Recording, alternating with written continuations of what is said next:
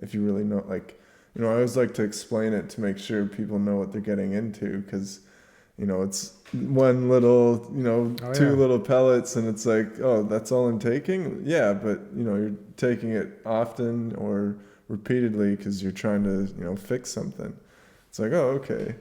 And sure enough, people see a change, like, wow, I don't believe it, like, I don't understand how it works. It's like, yeah, neither do I. It just it works, man. It's like, I have an idea. You'll edit that part out, right? You don't. I understand like how to use it, but we still don't really understand how it works, like what's happening. We're taking these diluted imprints of a memory, and it's our body's able to heal itself. Like, it's incredible.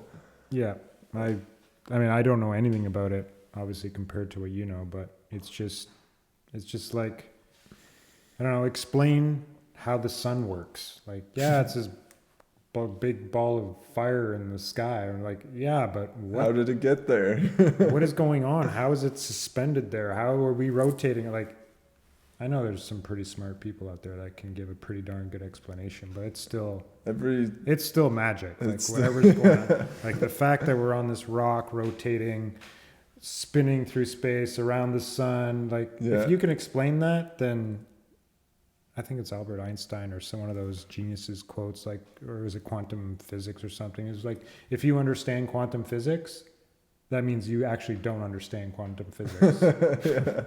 It's just like how does the moon pull and pull the tides in and push them out? There's so many like crazy things. Even like a magnet, right? I don't know. It's crazy to me, I think. Yeah, right. Like, I get one question. So, but if you don't know exactly the mechanics of how the homeopathy works at the most granular technical level, then how do you know what to prescribe to people? Yeah. Based on their case? Okay, that's a good question. Yeah. You might want to repeat the question just so it's. Can you repeat it? Yeah. So the question was like, how do you know what remedy to use if you don't know its direct like action? Like the deepest details of the technical level. So the first kind of clinical drug trials were with homeopathy, and we call them proving. So you take the Peruvian bark. We, like, when it was first found, this was way before like microscopes and like this thing is 200 years ago, the early 1700s. There was the germ theory wasn't really, well, I think the germ theory was there.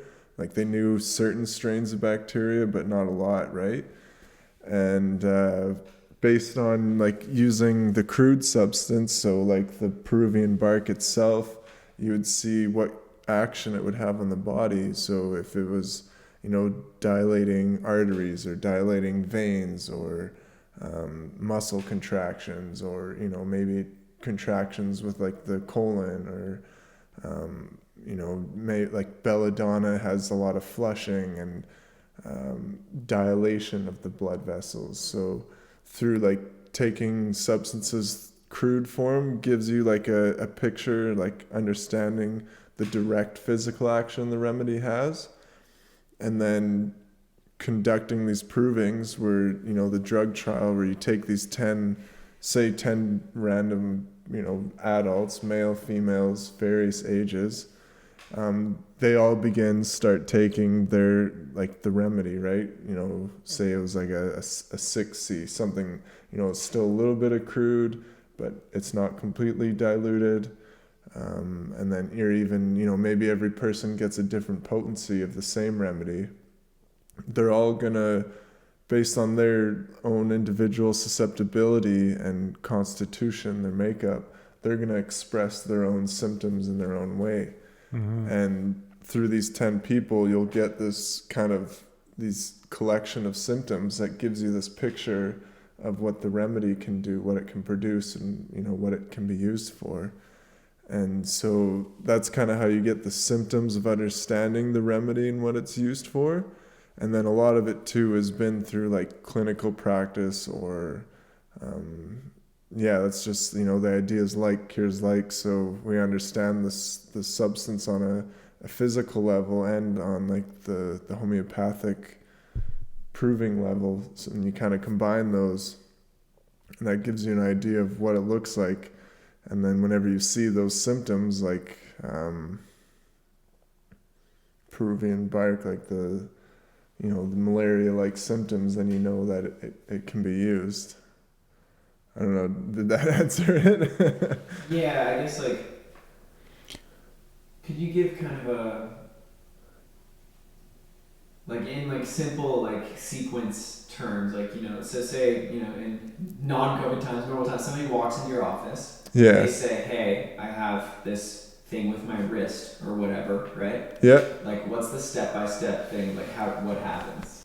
Okay, so yeah, say someone comes in with, a headache, right? So depending what, like if it's an acute, like we're treating the headache or we're trying to treat the person to prevent the headaches. Let's just say, we're treating the headache. So it's an acute disease. So, they walk in, fill out an intake form, yada, yada. Basically, we just want to understand the person and, what their headache is like, This guy says he has a headache. Well, I get my own kind of headaches. I don't know what his headache feels like, right? So we got to do some digging. Like, well, when you say headache, what do you mean, Where is it? Is it in the front? Is it in the temple? Yeah, is it in the back? exactly. Is it throbbing? Yeah, where's the headache? Okay, so it's in the left side temple. What does it feel like? Oh, it's like a sharp stabbing pain, right? And it's throbbing. Okay, so that's the location sensation. What makes it better? What makes it worse? Oh, I like to, heat makes it worse. I like to crack open the windows to get fresh air to cool me off, kind of thing. Okay, what about like bending or walking or laying down or any other things that you notice? It's like, oh yeah, like the lights off, lights off, sound off, dark room, laying down, kind of just away from everything because I feel highly sensitive. Okay, is there anything else about the headache? Yeah, if I go on too long and don't do anything, if I can't get to like a dark room or get fresh air or drink cold water, I get a little nauseous or something, and eventually I'll throw up, kind of thing. Like, oh, okay, that's that's very strange. I mean, there's a headache and nausea, so there's kind of two things going on there. And so based off of those kind of symptoms, and then you could also like go a little deeper, like, how are the bowels? Is there constipation, dryness, thirst, hunger? Are they eating regularly? Like maybe it's a blood sugar thing. Well, that's kind of different. We're looking more from a homeopathic approach. You're But trying to find out more about the person, more in the sense if it is an acute thing or if there's it's actually coming from another place. Yeah, because you have so much suspicion on what may be causing. There's so many different variables, right? And it could be the chair they're sitting in. It could be the posture, the food they're eating. It could be, maybe there's MSG or something. Maybe they're sensitive or gluten or. So often, like I like to start with the remedy to see if we can get see a change, like see something get better, the headache.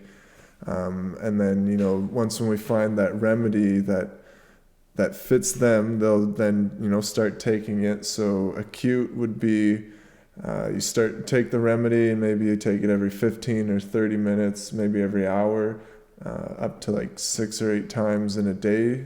And once when you notice things are getting better, you can stop and see how long that'll last. If it's, you only got like a couple hours and it started getting worse again, then you can start taking it. Or, maybe it starts getting better and the body just takes over and it gets better and heals itself. It's very individual. You never know what's going to happen. And so, we want to give them a remedy to help treat the symptoms so they can feel better, but we also want to, do some digging to see like, okay, what's causing this, right? Is if it's from like a certain food, you know, what food is causing this, or what happens right before the headache, right? You know, was it like a stressful event or an emotional thing? You know, was it even food? Was it maybe they had a bad sleep, or you know, there's so many things. And so you always have to do some digging, because it may not always just need a homeopathic remedy. If they're constantly eating something that's going to be triggering these headaches, then you know, they're never going to get better until that gets fixed. Mm-hmm. And homeopathy, it's not flowchart medicine, but it's the process. You know, you want to understand the person, collect their symptoms, make sure that, you know, you have solid symptoms that, like, you know, they're there, like the location, the pain, the sensation, the modalities, you know, is there anything else with the headache, like the nausea, and finding their symptoms and matching those symptoms to the most appropriate remedy. And it's honestly, it's like an experiment. You don't know what's going to happen when they take this. Either like nothing's going to happen. Maybe. It's not random though, is it? It kind of is random. It's It's how you pick the remedies. Oh no, it's all like, well, we have these materia medicas, right? So It's based off of past information and past, present. yeah. Like basically, like the process works is we get their symptoms, then we have a repertory, which is a collection of symptoms, and which remedies, like, you know, say there's left-sided headache or left-sided pain in the head. Right. There's 145 remedies that will be listed in that rubric. Cool. That have that symptom, right? And then you can say, like, the next symptom is a headache with nausea. There's, you know, 70 remedies that have that, and then narrows it down. It's slow, like kind of narrows it down. So then you'll get a chart with, like, say 10, 20 remedies, and that gets you in the ballpark. And then when you like kind of understand, like, you know, you do your research on the remedies and like what their symptoms are, and how like each remedy's headache kind of picture looks, then that kind of lets you narrow it down even further to be like, okay, this remedy has a right-sided headache and it's from, you know, dilated blood vessels. Okay, this remedy is left-sided, has sharp pain, there is nausea, so okay, I like the looks of that one, let's put that on the back burner.